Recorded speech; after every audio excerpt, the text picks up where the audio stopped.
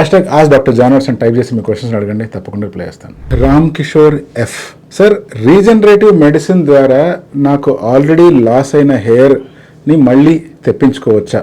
అంటే నా ఏజ్ 30, నాకు ఫ్రంట్ హెయిర్ లైన్లో లాస్ ఉంది. ఈ మధ్య కాలంలో ప్రత్యేకించి మనం రీజనరేటివ్ మెడిసిన్ అని విపరీతంగా వింటూ ఉన్నాం. సో రీజనరేటివ్ మెడిసిన్ ద్వారా ఏం క్లెయిమ్ చేస్తారు అంటే ఆ ఏరియాలో ఎక్కడెక్కడైతే హెయిర్ లాస్ అయిందో, ఎక్కడెక్కడైతే హెయిర్ మీనియేచరైజ్ అయిందో ఆ ఏరియాలో మళ్ళీ స్టెమ్ సెల్స్ని, దాని ప్రికర్సర్స్ని ప్రమోట్ చేసి హెయిర్ ఏమైనా తెప్పించే ప్రయత్నం చేయొచ్చు అని చెప్తుంటారు.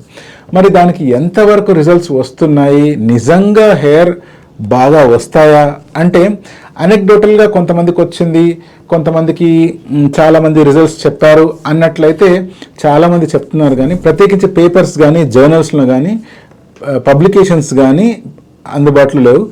బట్ చాలామంది డాక్టర్స్తో మాట్లాడినప్పుడు నాకు ఏమర్థమైంది అంటే రీసెర్చ్ అనేటువంటిది యాక్టివ్గా జరుగుతూ ఉంది.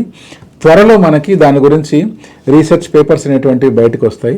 ఎప్పుడైతే ఇటువంటి స్టడీస్ బయటకు వస్తాయో మనం హెయిర్ని రీజనరేట్ చేసుకోవచ్చా లేదా అనే దాని గురించి ప్రత్యక్షంగా మనం తెలుసుకుంటాం. నిజంగా ఇట్లా రీజనరేట్ చేసుకోవచ్చు అని కనుక తెలిసినట్లయితే చాలా వరకు హెయిర్ ప్రాబ్లమ్స్ సాల్వ్ అయిపోతాయి. హెయిరే కాదు, రకరకాల డిసీజెస్కి ప్రాబ్లం అనేటువంటిది సాల్వ్ అవుతుంది. హెయిర్ ట్రాన్స్ప్లాంటేషన్ కంటే కూడా ఇటువంటి రీజనరేషన్ మెథడ్స్ కనుక అందుబాటులోకి వస్తే అది మనందరికీ ఒక వరం అనే చెప్పాలి. బట్ ఈ స్టేజ్లో హెయిర్ని రీజనరేట్ చేసుకోవచ్చా అంటే ఇప్పుడున్న అందుబాటులో మెడిసిన్స్తో మాత్రము ఆ ఏరియాలో హెయిర్ రీజనరేట్ చేసుకోలేకపోవచ్చు. బట్ ఫర్దర్ మీకు హెయిర్ లైన్ వెనక్కి పోకుండా కాపాడుకోవచ్చు బేసిక్ మెడికేషన్ వాడి.